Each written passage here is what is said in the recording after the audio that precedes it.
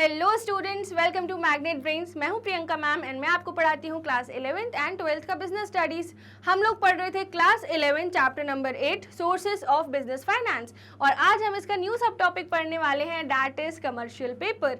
So students, welcome to Magnet Brains. निकाल लीजिए अपनी कंसेप्ट रजिस्टर एंड हेडिंग डालिए कमर्शियल पेपर की एंड आई होप कि आपने प्रीवियस सेशन के सारे नोट्स अच्छे से बनाए हैं। सो स्टूडेंट्स, आप सब जिस प्लेटफॉर्म पे हैं इसको फटाफट से इस चैनल को सब्सक्राइब करो, वीडियो को लाइक करो। अगर अभी तक नहीं किया तो एंड कमेंट बॉक्स में लिखो अटेंडेंस मैम, हम आ चुके हैं। एंड स्टूडेंट्स, ये जो प्लेटफॉर्म है मैग्नेट ब्रेन्स, ये आपको प्रोवाइड करता है high quality 100% free education. Yes, हम आपको तैयारी करवाते हैं किंडरगार्टन से लेकर क्लास 12 तक की इंग्लिश मीडियम में ऑन दिस चैनल एंड एक हमारा सेपरेट चैनल है जहाँ पर हम आपको तैयारी करवाते हैं क्लास 6 से लेकर क्लास 12 तक, that is for Delhi board, UP board, MP board, Rajasthan board and Bihar board, वो भी हिंदी मीडियम में on our exclusive Magnet Brains Hindi medium channel. So दोनों ही चैनल्स में जितनी भी एजुकेशन, जितनी भी क्लासेस आपको प्रोवाइड हो रही हैं वो सब फ्री ऑफ कॉस्ट है। So must tell your friends, family, relatives that if they have any Hindi medium student in their contact, they must tell them about Magnet Brains Hindi medium channel. Apart from that students, हम आपको provide करते हैं fully organised complete courses along with daily practice problems and हम आपको e notes and e books भी provide करते हैं जिसकी लिंक आपको डिस्क्रिप्शन बॉक्स से मिल जाएगी। चलिए स्टार्ट करें आज का wonderful session, that is commercial paper. और इस इंस्ट्रूमेंट के बारे में, इस कैपिटल मार्केट और मनी मार्केट इंस्ट्रूमेंट जो मैं अभी इस सेशंस में कवर कर रही हूँ, उसके बारे में आपको बहुत कम पता है। एंड अगर आप कोई भी न्यू चीज़ सीखते हैं ना तो must explore about it. Read करा करो इकोनॉमिक टाइम्स का न्यूज़पेपर, रीड करा करो बिजनेस न्यूज़, इससे आपको पता चलता है इन इंस्ट्रूमेंट्स के बारे में। जैसे बहुत सारे स्टूडेंट्स को नहीं पता निफ्टी सेंसेक्स क्या होता है। निफ्टी नेशनल स्टॉक एक्सचेंज का इंडेक्स होता है और सेंसेक्स बॉम्बे स्टॉक एक्सचेंज का इंडेक्स होता है। सो ऐसी चीज़ों को पता करो क्योंकि जब आप बड़े होगे, ग्रेजुएशन, पोस्ट ग्रेजुएशन, पीएचडी या फिर प्रोफेशनल कोर्सेस आप परस्यू करोगे, ये सब आपको बहुत बेनिफिट करेगा, आपकी नॉलेज को एक अपर एज मिलेगी, राइट। चलिए स्टार्ट करें आज का वंडरफुल सेशन। वीडियो को लाइक करो। So students, commercial paper. So commercial paper is an unsecured money market instrument. पहला ही शब्द इतना खतरनाक, बट डोंट वरी, मैं इसको इजी कर देती हूँ। सबसे पहले तो ये अनसिक्योर्ड होता है। अनसिक्योर्ड मतलब कि इसके पीछे कोई सिक्योरिटी नहीं है, पैसा डूब गया तो डूब गया, ठीक है। तो यहाँ पर अगर आपकी मनी का लॉस होता है तो आप उसे रिकवर नहीं कर पाओगे, ठीक है। सिंपल सी बात समझ गए अनसिक्योर्ड का। Then it is a money market instrument. Next क्या है स्टूडेंट्स, ये है मनी मार्केट इंस्ट्रूमेंट। अब मैं आपको यहाँ से एक्सप्लेन करने वाली हूँ। दो टाइप ऑफ इंस्ट्रूमेंट्स होते हैं, चलिए देखते हैं, ठीक है। सो स्टूडेंट्स, सबसे पहले हम बात करेंगे कैपिटल मार्केट इंस्ट्रूमेंट्स के बारे में, है ना। सो आपको कुछ चीज़ें पता होनी चाहिए before proceeding to this instrument thing, okay. So सबसे पहले हमारा जो मार्केट है दैट इज फाइनेंशियल मार्केट। अगर आप ध्यान दो, हमारा जो फाइनेंशियल मार्केट है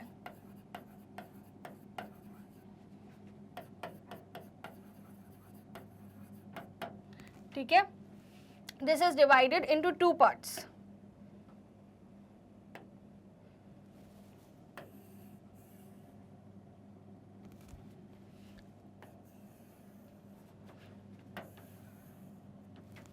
First is money market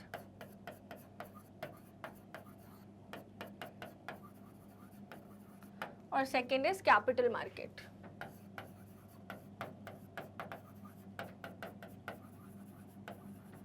Students, ये दोनों जो markets हैं, these are regulated by SEBI.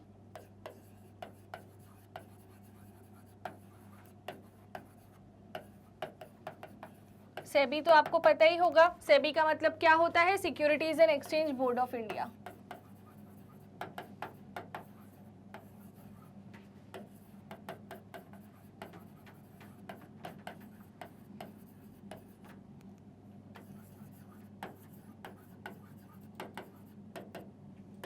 और सेबी गवर्न होता है एक लॉ से, क्योंकि ये स्टैट्यूटरी कॉर्पोरेशन है। मैंने आपको बताया था स्टैट्यूटरी कॉर्पोरेशन के अलग लॉज होते हैं, तो सेबी गवर्न होता है एक लॉ से जिसका नाम है securities and exchange board of India act 1992, SEBI act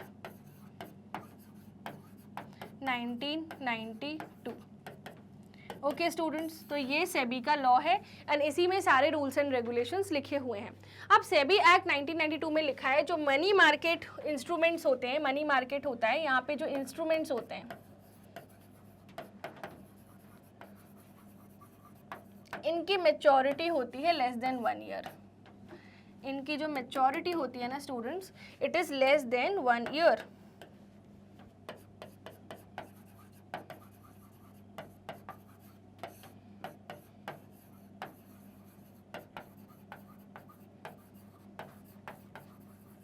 ठीक है, एग्जाम्पल कमर्शियल पेपर जो हमने अभी पढ़ा।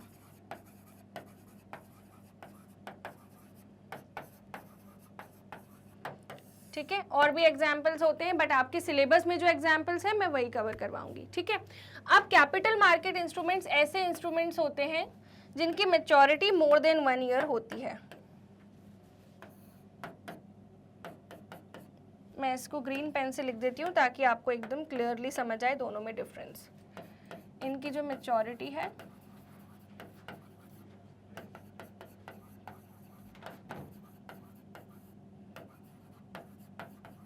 यहाँ पे जो इंस्ट्रूमेंट्स होते हैं इनकी मेच्योरिटी 5 साल, 6 साल, 3 साल, 4 साल, कितनी भी हो सकती है, मतलब 1 साल से ज़्यादा मेच्योरिटी वाले इंस्ट्रूमेंट्स होते हैं। ठीक है, मतलब मनी रिकवरी 1 साल से ज़्यादा तक भी होती है। ठीक है, सो ये हो गया money market instruments, capital market instrument. Money market instruments में आरबीआई का बड़ा योगदान रहता है, रिजर्व बैंक ऑफ इंडिया का एंड सेबी का भी। और कैपिटल मार्केट इंस्ट्रूमेंट में सेबी जो है वो वॉच डॉग है। ठीक है, कि यहाँ पे क्रूशियल चीज़ें डील होती है, जैसे डिबेंचर्स हो गए। ठीक है, जैसे हम लोन लेते हैं, है ना, फाइनेंशियल इंस्टीट्यूशन से, वो सब कहाँ कवर हो रहा है, कैपिटल मार्केट में कवर हो रहा है। ठीक है, अब स्टूडेंट्स एक और सेगमेंट में पढ़ाने जा रही हूँ। जो मैंने आपको कैपिटल मार्केट पढ़ाया, ध्यान देना, ये सब चीज़ें आपके लिए बेसिक्स हैं और ये आपको पता होना चाहिए। जो मैंने आपको क्या पढ़ाया, कैपिटल मार्केट पढ़ाया।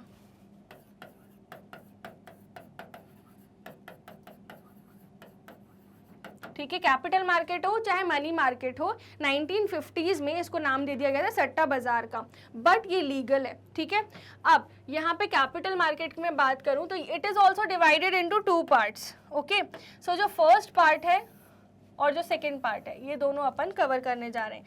फर्स्ट पार्ट को बोला जाता है प्राइमरी मार्केट,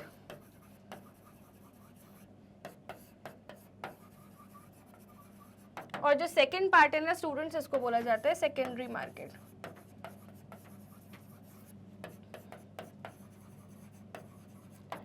या फिर हम इन दोनों को मिला के बोल सकते हैं सिक्योरिटीज मार्केट।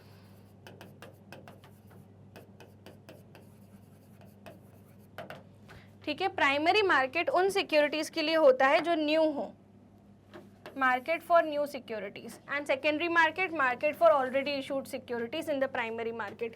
प्राइमरी मार्केट में इन्वेस्टर परचेज करता है शेयर्स कंपनी से विद द प्रोसेस ऑफ, आजकल तो डीमैट वाला प्रोसेस चालू हो गया।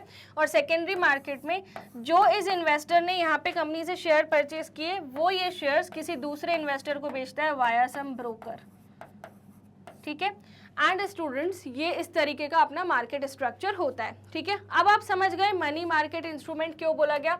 मनी मार्केट इंस्ट्रूमेंट से ही आप समझ गए लेस देन 1 ईयर वाला मार्केट है। यहाँ पे जो इशूड सिक्योरिटी है वो मैच्योर हो जाएगी 1 साल के अंदर ही।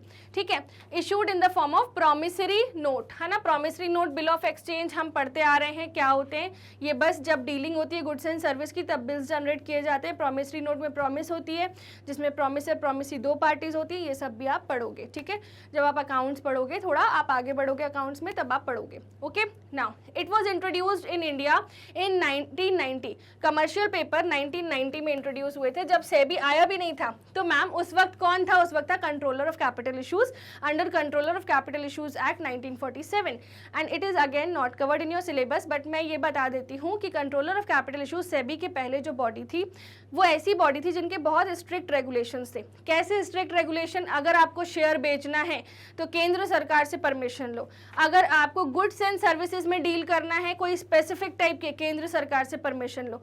तो कंपनीज बहुत ज़्यादा निराश हो गई थी कि हर चीज़ के लिए बार बार परमिशन लेनी पड़ रही है और इतने लंबा टाइम लग रहा है। तो कंपनीज प्राइवेट सेक्टर पे ज़्यादा मूव हो रही थी और अपने खुद के तरीके से बिजनेस करना चालू कर दिया था। कंट्रोलर ऑफ कैपिटल इशूज के स्ट्रिक्ट रेगुलेशंस को हटाने के लिए ही सेबी आया था। और सब लोग सोचते हैं हर्षद मेहता जी जिम्मेदार थे, नहीं, सेबी के आने की बात तो 1988 में हो चुकी थी। हर्षद मेहता स्कैम 1992 में हुआ था, याद है या नहीं। तो 1988 से सेबी की स्थापना की बातें हो रही हैं। ठीक है, तो 1990 में क्या हुआ था स्टूडेंट्स, कमर्शियल पेपर इशू हुआ था। ठीक है, इंट्रोड्यूस किया गया था भारत में। for enabling high rated corporate borrowers to diversify their sources of short term borrowings and to provide additional instrument to investors। यहाँ पे किस लिए प्रोवाइड हुआ था? शॉर्ट टर्म बोरोइंग्स की जो नीड्स हैं और एडिशनल इंस्ट्रूमेंट जो इन्वेस्टर्स को दिए जाते हैं उसकी नीड्स को फुलफिल करने के लिए। तो 1 साल से कम अगर आपको पैसों की नीड है तो you can surely sell commercial papers. Okay, subsequently primary dealers and all India financial institution were also permitted to issue CP to enable them to meet their short term funding requirements. अगर छोटे मोटे पैसे की need होती है ना तो commercial paper issue करके आप फंडिंग ले सकते हो। ठीक है, so this was commercial paper introduction. Now individuals, banking companies. अब इंडिविजुअल्स तो मतलब ह्यूमन बींग्स है ना, हम जैसे इन्वेस्टर्स, ह्यूमंस या इन्वेस्टर बोल लो। ठीक है, अब इन्वेस्टर जब वर्ड आया है तो मैं आपको एक और चीज बताने जा रही हूँ इन्वेस्टर से रिलेटेड जो आपके सिलेबस में है। देखिए स्टूडेंट्स, जो इन्वेस्टर्स होते हैं ना भारत में,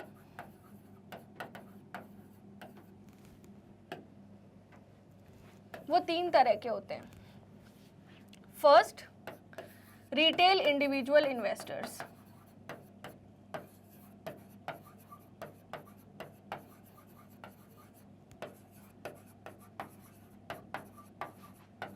सेकेंड होते हैं क्वालिफाइड इंस्टीट्यूशनल बायर्स।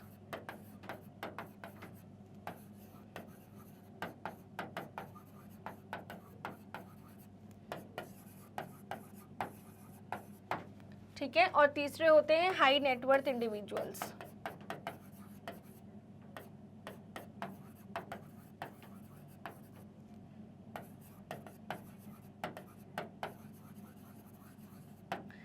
ठीक है, सो जो रिटेल इंडिविजुअल इन्वेस्टर्स होते हैं स्टूडेंट्स, ये वो इन्वेस्टर होते हैं जो 2 लाख रुपए तक निवेश करते हैं। They invest up to 2 lakh rupees. तो अपन सब कौन है? अपन रिटेल ही माने जाएंगे।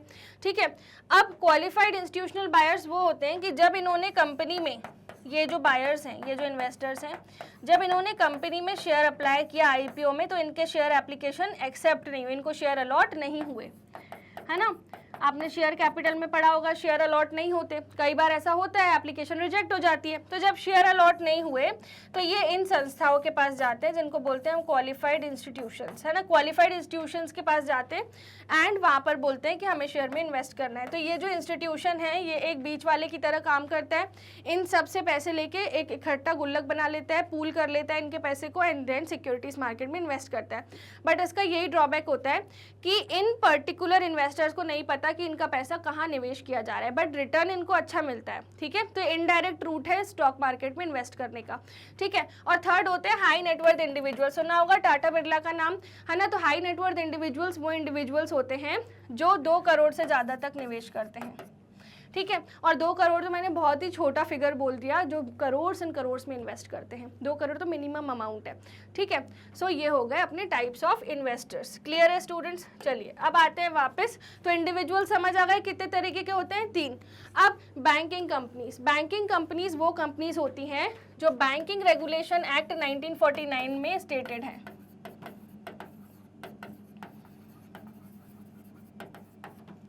बैंकिंग रेगुलेशन एक्ट 1949 क्या एक शेड्यूल बैंक्स और नॉन शेड्यूल बैंक की लिस्ट है, उसमें उनका नाम होता है जिनका, उनको बोलते हैं अपन बैंकिंग कंपनीज। क्लियर? अब उसके बाद बोला अदर कॉर्पोरेट बॉडीज रजिस्टर्ड और इनकॉर्पोरेटेड इन इंडिया। ठीक है, तो भारत में जो कंपनीज बनी हुई हैं वो भी इंक्लूडेड है। And unincorporated bodies, NRIs. अब नॉन रेजिडेंट इंडियन कौन होते हैं? एनआरआई कौन होते हैं? जो भारत से बाहर चले जाते हैं। अगर जो व्यक्ति भारत में रह रहा है पिछले फाइनेंशियल ईयर में 182 डेज या उससे ज़्यादा, वो भारत का रेजिडेंट होता है। अगर नहीं रह रहा है तो वो एनआरआई होता है। ठीक है, फिर उसके बाद फॉरेन इंस्टीट्यूशन इन्वेस्टर, एफआईआईज। ये होते हैं विदेशी लोग जो हमारे भारत में इन्वेस्ट करते हैं, इनको क्या बोलते हैं हम? Foreign institutional investors. Okay, can invest in CPs. ये सभी लोग कमर्शियल पेपर में इन्वेस्ट कर सकते हैं। ठीक है, तो ये हमारा कमर्शियल पेपर का मार्केट तो अपन को समझ में आ गया कितना बड़ा है। नाउ स्टूडेंट्स, अगर आपको ये पूरा कंसेप्ट क्लियर हो गया है तो वीडियो को लाइक करो, चैनल को सब्सक्राइब करो एंड चलिए बढ़ते हैं आगे। CP can be issued for maturities between minimum 7 days and maximum up to 1 year. क्योंकि ये मनी मार्केट इंस्ट्रूमेंट है, 1 साल से ज़्यादा तो इसकी मैच्योरिटी होगी नहीं।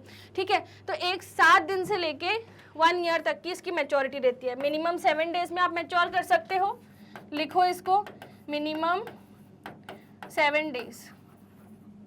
और मैक्सिमम ये कब मैच्योर हो सकता है? 1 साल तक।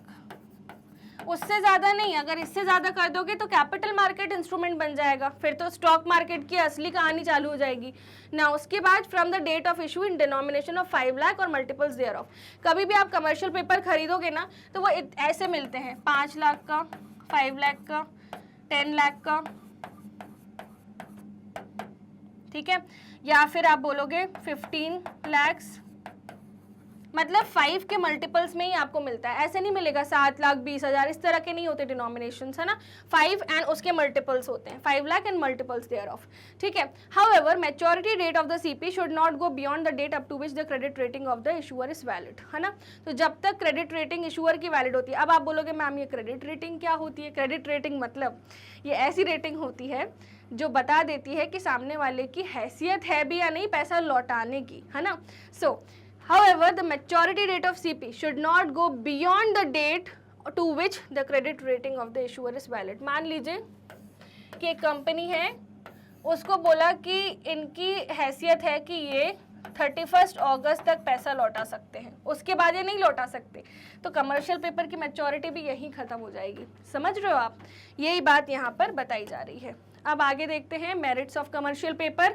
मेरिट्स क्या क्या है? Commercial paper is sold on an unsecured basis. जैसे मैंने आपको बताया, इसके पीछे कोई सिक्योरिटी नहीं है, पैसा डूब गया तो डूब गया। And does not contain any restrictive conditions.